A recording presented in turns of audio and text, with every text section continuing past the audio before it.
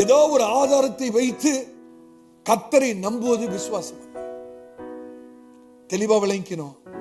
ஏதோ ஒரு ஆதாரத்தை வைத்து கர்த்தரை நம்புவது விசுவாசம் அல்ல.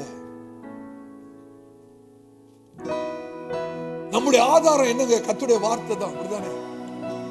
நம்ம ஒரு காரியத்தை விசுவாசிக்கிறோம், எப்போதும் கர்த்தருடைய வார்த்தையை தான் விசுவாசிக்கிறோம். ஆனா விசுவாசம் என்பது இந்த ஆதாரத்தை வைத்து கூட கர்த்தரை நம்புகிற விசுவாசம் அல்ல. விசுவாசம் என்ன தெரியுமா?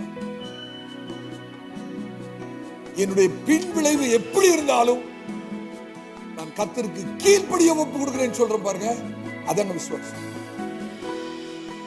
இன்னும் சிம்பிளா சொல்லணும்னா, இந்த வார்த்தையை விசுவாசிப்பது நம்புவதுக்குள்ள விசுவாசம் இல்லை. என்ன விளைவு வந்தாலும் இந்த வார்த்தைக்கு நான் கீழ்ப்படிவேன்னு சொல்றேன் பாருங்க, அதான் விசுவாசம். எத்தனை பேருக்கு விளங்குது?